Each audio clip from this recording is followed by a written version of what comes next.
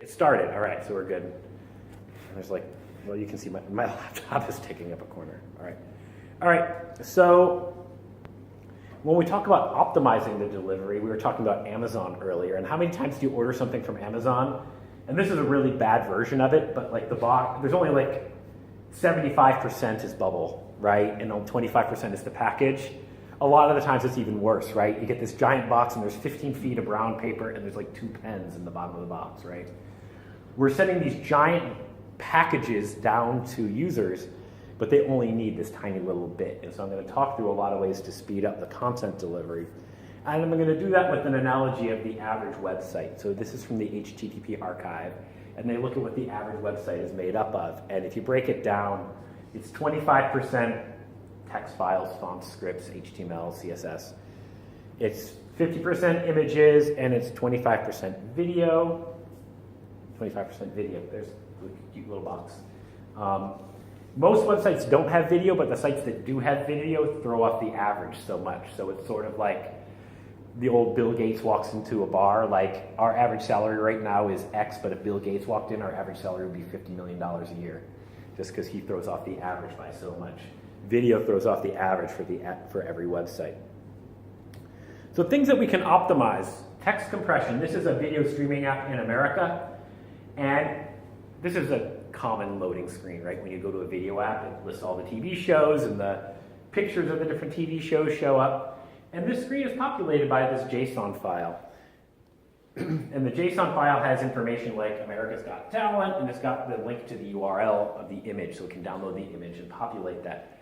The problem is they're not compressing this image. So it's 130 kilobytes. Now granted, compression isn't going to save you a lot of data, right? It's only 115 kilobytes. But the fact is, it's only one round trip with gzip, 16 kilobytes, versus maybe 8 or 9 round trips uncompressed. So it takes longer for that file to be delivered, which means that these things are going to take longer to show up on the screen because that file has to be processed before the image requests can be made. And so it's just delaying populating the screen, which makes the application appear slower. Gzip, supported everywhere. Brotli is a form of gzip created by Google, and it's a newer algorithm, so it's a little bit better compression. Some people say it takes longer to actually make the file to compress it, so you may not want to do it on the fly, but you can see you save another 4 kilobytes, so it's a smaller file. When we talk about optimizing images, so images are like, if you look at this, images are half the internet, right? What can we do to optimize the size of the images? If we can make the images still look great and still be small, that'd be a huge improvement. So one thing that a lot of people are doing are using vector graphics because they're infinitely scalable. They're XML, right? They're based on vectors and shapes. So this is the same Twitter logo. If it appears jaggy, it's because PowerPoint doesn't accept SVG, so I had to take screenshots and then paste it in. But it's the same Twitter logo, and it looks great any size because it's based on vector graphics. But this can be messed up. You can mess this up. And I'm going to show you an example. You may recognize this logo. I found this on a website that's live in Brazil. And they built a bunch of vector graphics for all the icons, right? The Twitter icon, the Facebook icon, Instagram, and all these things. And you can open up, it's XML, right? So you can read all of this. But if you look down at the bottom, and I'm going to make it bigger here so you can see it, there's this like stuff from Adobe Illustrator. So they created it in Adobe Illustrator, saved it as an SVG. And if you look at the little thumbnail thing, it might give you an idea of how much stuff Adobe Illustrator added. The file was 1.3 megabytes. When I removed the Adobe Illustrator stuff, it was 900 bytes. So 1.3 megabytes of crap that didn't need to be there, that was making this file big and slow to download. Then I gzip it, or I use Brotli, and I get it down to less than half of a kilobyte, right? So this website was 9 megabytes. 5 megabytes were poorly created SVG files, right? They could have this website 4 megabytes just by fixing the files that are on their website. Don't read XML. Well, I mean, it's just testing, right? You publish something on the web, you should look to see how big the files are, right? 1.3 megabytes seems a little large for the Facebook icon. What's going on? Something's wrong here. They just like, hey, look, I made an SVG. Let's push it to production. production. But if we look at other types of images, that we're more used to with, and a lot more, just photographs and things. This is a native app, again, looking at movies, but these are movie posters from Frank Sinatra, and this is actually my phone screen. And if you look at the image on the bottom left, it's 1.8 megapixels. And the problem with having this 1.8 megapixel image is that image is 1.5 megabytes to download.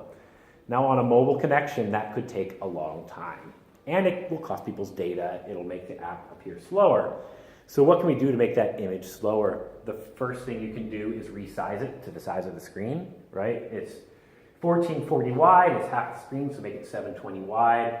We just cut out, 78% of the pixels, right? 1.8 to 0.4 megapixels. When you cut out a lot of pixels, it still looks great. And we cut out 75% of the data, right? So the file is smaller. It's going to download faster. It's still pretty big, 368 kilobytes. We can do better. Google recommends that when you have images on a web page, and this is in their Lighthouse testing, it's in, which you can use in Chrome DevTools, it's in web page test.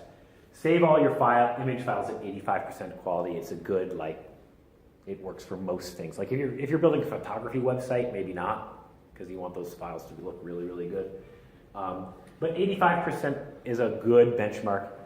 85% actually doesn't mean anything because Photoshop's 85% is different than every single image processing tool has a different meaning for what the percent quality is, and you'll get it'll be slightly different depending on what tool you use. But I just use Preview on my Mac, 85% quality. That's the full quality, that's the at 85% quality, right? You're not going to notice that here. Retina display, what would you do? Are you worried about that? We'll get to that. Okay. I'll get to that in just a second. So when I reduce the quality, 64% savings. What's great is we can do both of these at the same time. When we do both of them at the same time, we're down to 178 kilobytes, which is, now we're getting reasonable to be delivered onto a mobile device. 90% savings.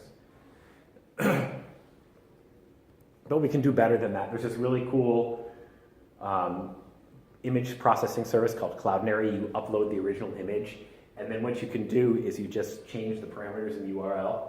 So I set quality equal to 85, width equals to 720, and it generates the image for me on the fly. It's really fun to play with. If I change the quality to auto, and what quality auto does, and this sort of goes to your retina question a little bit, but I'll get to that.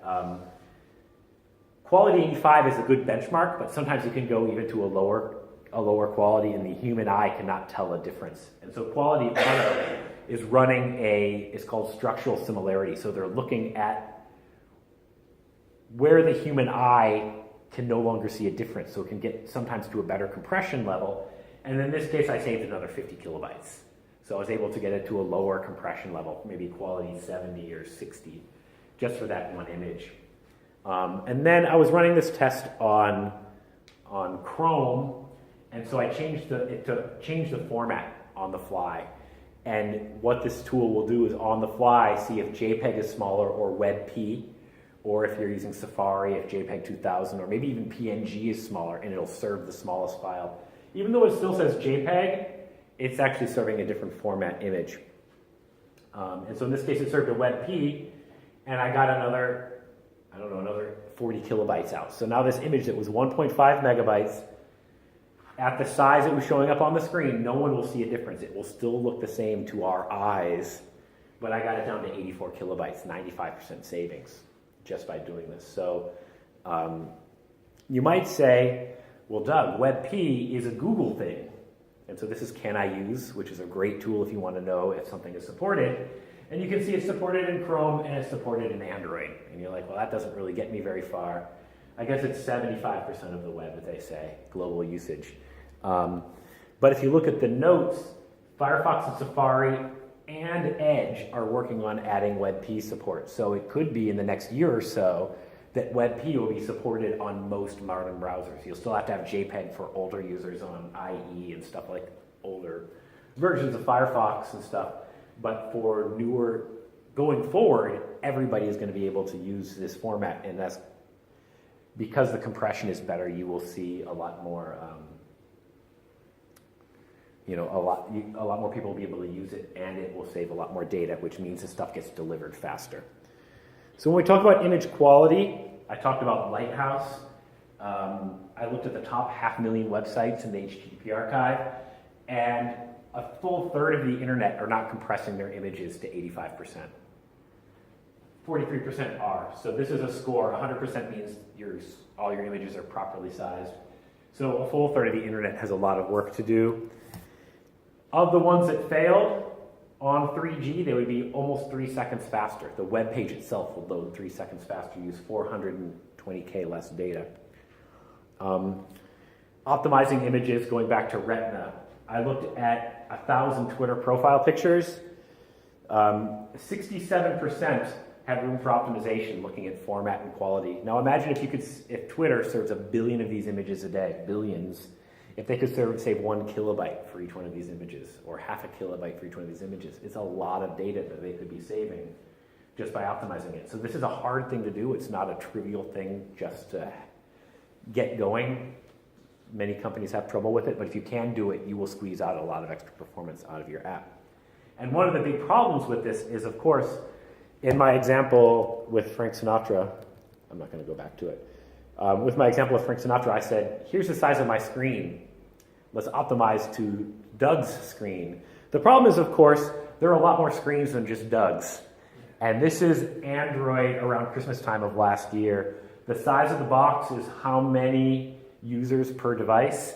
So these are all like Samsung S7s and S8s. The color is how fast they are. So those are green, so they're super fast. You can see there are a lot of phones with different screen sizes, and a lot of them are slow, especially as you go out to the event horizon out here at the black hole of 6,600 devices. So what can we do to optimize that? You can remember what we did here was that. On the web, what people do, and this is sort of getting to the Retina question, is you serve a different image depending on the width of the screen, right? So when the width is 200, you serve this image, right? And you can build out. This is code. We'll just go, I've got a demo because demos are cooler than looking at code. If it works. There we go. All right. All right, so here's my browser. Yeah, there was my browser. All right. So this is the page that I just showed you the code for, and let me know if you need me to stop. No, it's the only reason that's on photographing you, Doug. So. Okay. So this image, as I change the screen size, it's going to download a new image every 25 kilobytes. So I generated a new image every 25 kilobytes in size, so that the smallest phone is going to get an image that's optimized for that screen. The biggest screen is going to get an image that's optimized for that screen. I mean, this image looks pretty good here. It's blown up a lot bigger because this TV is a lot bigger than my laptop. But as I resize the screen, and you'll see the way you can tell the screen changes, it's going to go from sepia to full color. If I get it on the resize, there we go. I'm on the internet. Let's see here. There we go, right? So you can see that image is 25 kilobytes smaller than the last one. And when the images are really big, the 25 kilobyte jumps are pretty close together. But you can start to see there's a lot of different images here. On a really low-end small device, it's going to get a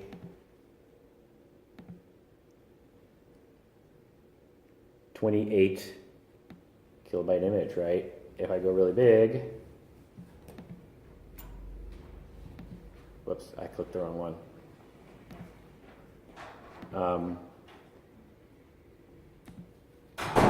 It's 194 kilobytes. So you're saving a whole lot of data by serving the properly sized image to your users. And why that's important is if you download an image this large onto a mobile device, it has to download that 500 kilobytes, or this one was 200. It has to download 200 kilobytes. And then the CPU has to come and throw away all the pixels that it's not actually using. So the CPU has to fire up and throw away half or 2/3 of the data it just downloaded to put it on the screen. So there's a delay to get it to download, and then there's a delay with the slow processor to get it up onto the screen. So you've wasted data, you're wasting battery, and it takes a long time for it to show up on the screen. So this is why we want to avoid that. And so you can see here in the code, I'll just show really quickly, I used Cloudinary to do this.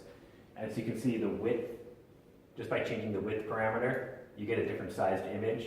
And then every other one has a sepia parameter in it, and that creates on the fly a sepia version of the image. So sepia, not sepia, sepia, not sepia. And it's just the same image over and over and over again. So this is a great way. It's called responsive images. There's lots of tools out there that help you build responsive images as part of your workflow. So you upload an image, it creates all those different breakpoints for you, and it will generate that file for you. Another way, yeah, go ahead. So just before you move on from of course. I use it myself. Uh-huh. And I was just wondering, so you've decided to use just a link, and then you can link directly to the picture. Right. But they also provide a few like plugins where it's like there's an Angular and a React one, where Right. they just provide it too. Is there a reason you're using this over one of the This is super easy to demo, Yeah.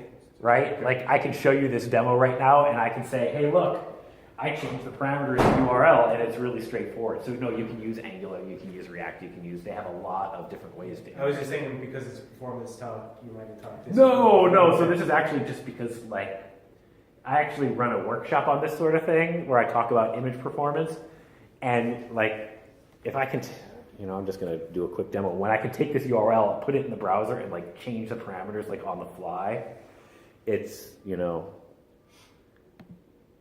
see if it lets me do that. Come on PowerPoint. What are you doing? Oh, it's a screenshot. Look at me. I did a screenshot. So what I can do is, oh, and it lost the comma. All right. Come on.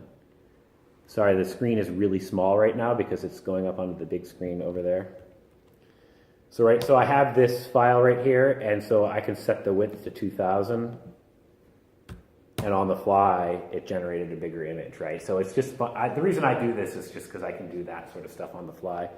And you can actually see, I don't actually have format set to auto here, so I could also add FUTO. And what's cool about that now is that if I look at the image info, it's a WebP. Even though the extension says JPEG, Cloudinary found that it would be better to serve this as a WebP. It would be a smaller image and be delivered faster. So there's a lot of fun stuff. And then, if I want to take out the sepia, or actually what's really fun is if you change that to 40, like I'm mucking around with saturations and stuff, right? I think 120 is purple. Is that right? The purple actually looks kind of cool. But like there's all sorts of neat things you can do with the two. And so the reason I do that is just because it's for that. It's fun to do that. All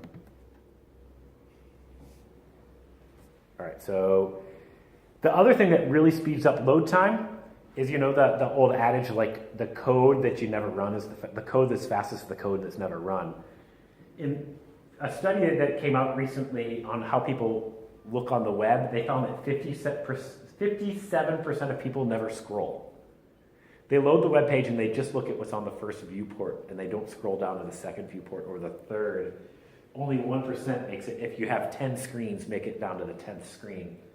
And so if you imagine a web page like this, I have 4 images that are below the fold. What if I don't load them at load time and I lazy load them when somebody scrolls to it? I just pulled off 4 images out of 6 that don't have to load. My web page or my native app is going to load a lot faster. You've seen a lot of apps and web pages do this. Pinterest does it, Medium does it, Facebook to a degree does it. And if we look, most of the web is not, 60% of the web is not doing any lazy loading at all. They get a 0 in the Lighthouse test. 22% of websites pass, but I think some of these might be web pages that only have one viewport anyway, so because no one's scrolling. And so what people are doing when they're doing the lazy loading is they're using preview images. And so in this case, if you go on your Android phone, if you search for cats in costume in Google image search, as one might choose to do, you see that like the cat dressed up like an alligator, a green picture shows up first. So that as a user, you know something green is going to show up, and then the cat wearing the alligator costume pops up, and the bunny rabbit costume is pink, and the pumpkin, I don't know, is orange, right? So you have this visual, as a user, there's a visual cue that an image is going to appear. And what's great about this sort of thing is the page will render really fast. So if you're reading, like one of my pet peeves when I'm reading a long article is like an image pops in and then like I've lost my place in the text because I have to scroll. So preview images are a great way to do that. There's some really cool things that people are doing. This is a tool called Squib. And this is an SVG rendition of these waterfalls.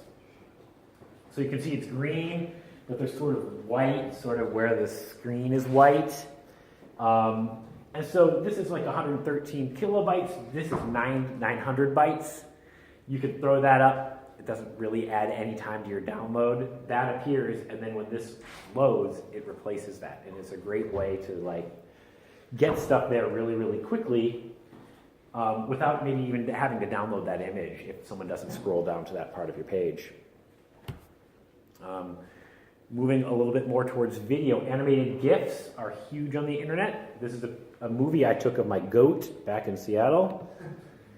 And there she is eating a leaf, and because she's a goat and we need more goats on the internet, I made it a GIF, right? 256 colors, because GIFs are from the 1980s, and the world was just 256 colors in 1980, for those of you who don't remember. Now the problem with that is, of course, when you turn it into an animated GIF, it becomes 3.8 megabytes.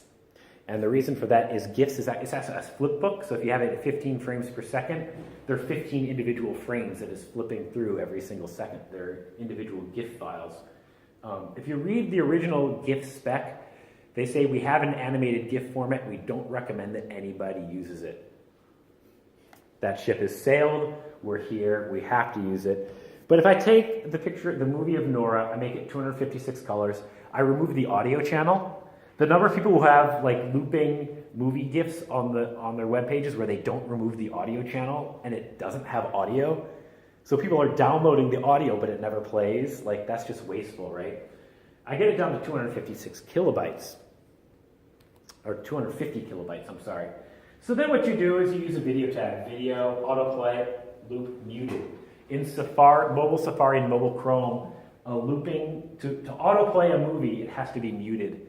And so that's when you're sitting in a meeting and you're on a web page, it doesn't blast out and show that you're browsing the web instead of actually paying attention to the meeting. The problem is video is the last thing to download because these files are bigger than everything else. They're bigger than the CSS and the JavaScript typically. And so browsers say, oh, it's video, I'll download that as the last thing. So that can add delay to have your animated GIF appear. But in Safari, you can actually now put a video file inside the picture tag, and your video will be treated as an image, and so it's downloaded right away. So for people on Apple, on an Apple device, right, using Safari, they can actually load a looping MP4 as a GIF. So if you had a picture tag like this is what the Safari people will get. This is what the Chrome people will get because there's animated WebP. And then finally everybody else will get the animated GIF. And this one's 250 kilobytes, this one's 3 megabytes, and that's 3.8 megabytes. So you know that people on Safari are going to have a much better experience than the people on Chrome or everything else. So that's one way you can speed up GIFs. I think actually most websites are actually doing some form of this, but then when you right-click to download, they send you the GIF. But so that it shows up quickly on the web page, they're actually looping videos because it's so much faster and they use so much less data. And so that's going to get us into video. Let's talk really quickly about how to optimize video. When you look at video metrics, and this is really what people look at when it comes to video metrics on the web, did the video start playing is one of the most important metrics. That's a good one. Did it stall? And does it look good? And quite honestly, these are the top metrics that people use when they're looking at video. I mean, it's pretty basic stuff. This is data from earlier this year. And basically what this shows is 2% of video fails to start. No matter what, it fails to start. And then 11.5% of people just abandon before the video starts. So only 86% of videos are actually watched after someone hits play. So there's a huge drop off here, and we can look to figure out what's going on. It's actually 2.4 billion plays in Q1 of this year were abandoned, about 800 million hours of video playback lost. And we can look at this. I think a lot of this stuff might be stuff like this, like why does it not play? I click play and it says I was looking at CBS, and CBS is in America, and they won't show the video here. This is an unfortunate thing. If you open it up in Chrome DevTools, it took 231 requests and 3.1 megabytes for it to tell me that the video wasn't available in Ireland, which seems a little wasteful. I know my Amazon account, when I go to Amazon Prime, it very clearly shows me these are all the movies we have, and here are the ones you're not allowed to watch because you're in Ireland right now. It kind of sucks, but it also prevents me from clicking it hoping that I can watch it and then getting something like this. So there's different ways to prevent getting to a stage where something like this happens, where the video actually fails to play. But if we look at why why people abandon, why do people give up? Like they press play and they're like, what's going on? They don't actually ever watch the movie. The same study found that the average video start time is 4.3 seconds in Europe. Average is a really hard thing because that's people in West Cork on a mobile device. It's people here on LTE. It's people on gigabit fiber, right? They're looping a lot of people into like one number of 4.3 seconds. But Akamai did a study, and they found that after 2 seconds, you lose 6% of your customers every additional second.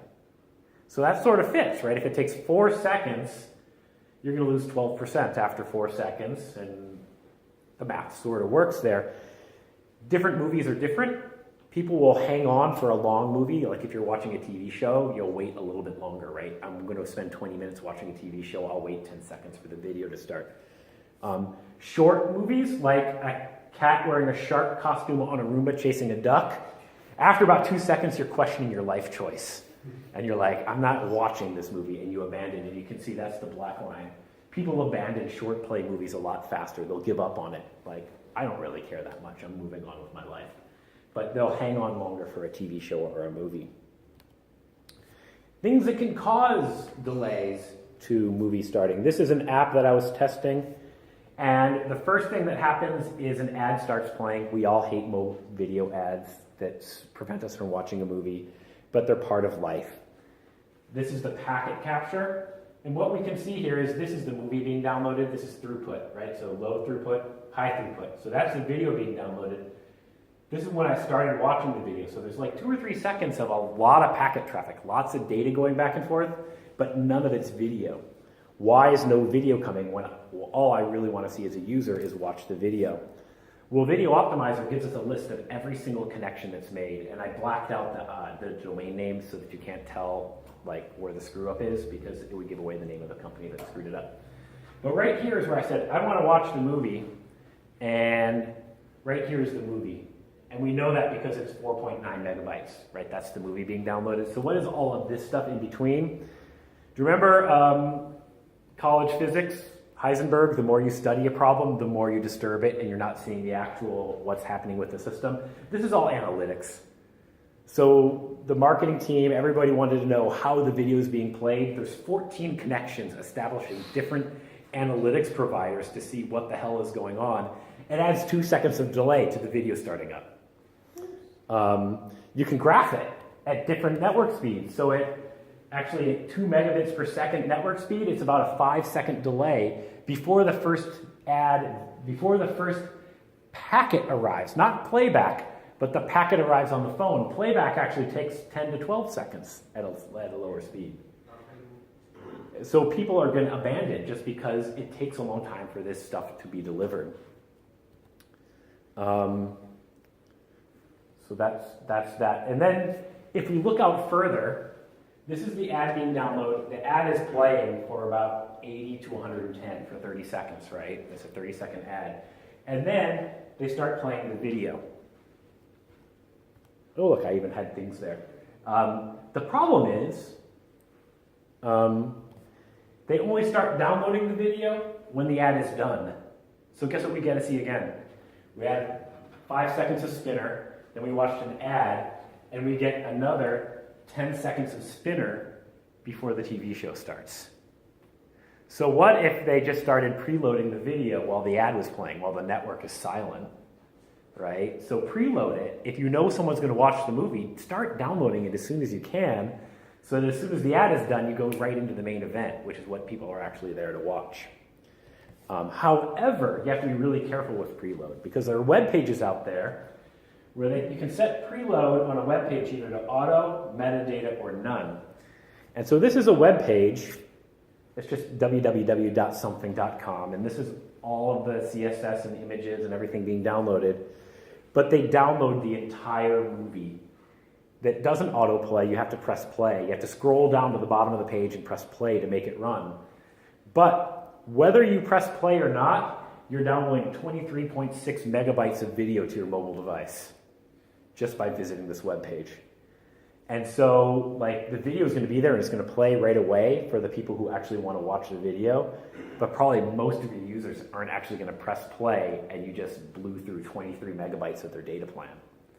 Not to mention that you're serving that, and you're probably paying your CDNs and everything to serve that content, which is probably really expensive. Here's another site that uses preload equals metadata. And this is all of the video. It's like 200, maybe I show it. I do show it on the next slide. 263 kilobytes. And what it does is it downloads the first 3 seconds of the movie. It's a good trade-off, right? If they press play, the first 3 seconds are there. While that's playing, it can download the rest. And that's there for every user, but it's only 263 kilobytes versus 23 megabytes or whatever it was on the other website. So there's a lot of ways you can optimize that delivery. I'm going to talk really briefly about streaming video too, because there's a lot of things that can slow down streaming video. And the first thing that happens when you request a video stream is you get a text file. It's called a manifest file. It lists all the different bandwidths and resolutions that are available, and the player picks one. It starts downloading it. It builds into a buffer, and then when the buffer's full enough, the video plays. So here's a sample manifest file. And what the player does, and you don't need to see what this looks like, but I've graphed the different bit rates that are available. The player always chooses the first one that's available. It has to pick something, it always picks the first one in the list. In this case, the first bit rate is 8.5 megabits per second. Most people aren't on internet connections that can handle 8.5 megabits per second, especially if you're on a mobile device, right? A lot of mobile connections aren't 8.5 megabits per second. Or can handle that sort of throughput. So what happens when that happens, the player chooses a big stream, it starts downloading it, but the buffer is taking a long time to fill because these are big files and you need 5-10 seconds before the video player is going to start playing the video. The video isn't playing. The player's like, oh man, the video isn't playing. Quality bit rate, in this case, 192 kilobits per second. Really, really low quality. So now the buffer is filling up really quickly and the video plays. So what happened is, the player, the server's like, we're going to show some beautiful video. It's going to look great. What ends up playing is the lowest possible quality video. And the player's playing this lowest quality possible video. What happens then? The player's got this. It starts estimating the network throughput based on what's being downloaded. It upgrades to a higher quality video. So it ends up at stream number 4, basically right there. But it takes a while to get there because it's zigzagging all over the place. So what can we do to optimize this? What if we flip everything around and start with the 192 kilobit per second bit rate? So it looks, I don't have the graph. I have the graph later. But what happens is it starts at the 192. This is going to stream really fast, right? The video's playing. And then it begins estimating the throughput, and we get to the 3.5 megabits per second. We cut out that first step of trying the 8.5 megabits per second stream. We get to the same place, but we saved a couple seconds getting there. And so it looks something like this. It actually makes its way up slowly from 7 to 6.5 to 4, right? It makes its way, and you've seen this when you watch video on your phone or even on your computer. The quality is really bad for the first couple seconds. It's all pixelated and grainy, and then it pops into something really nice. They start with the lowest quality video, and then the first couple seconds look bad, and then it gets to a really nice quality video. Amazon does the Goldilocks approach. And so the Goldilocks approach is they pick the one in the middle, not too little, not too big, because Amazon is only serving long form content. They know people will wait a little bit longer. They're only showing TV shows or movies, 20 to 40 to an hour to longer content. They know people will wait longer, so they only they start right at a middle range content. They know it'll take a little longer to start up, but it's going to look sharp from the very beginning, which makes their stream look a lot better. And so in that way, you can almost think of it as it's taking out that first step of starting at the low quality video. It goes right to video playing. So we're kind of like taking out steps of where the video is jumping from. There are all pros and cons to all of this. Obviously, when you start at a really high bit rate, it looks great when you're on a fast connection. Like it just looks awesome.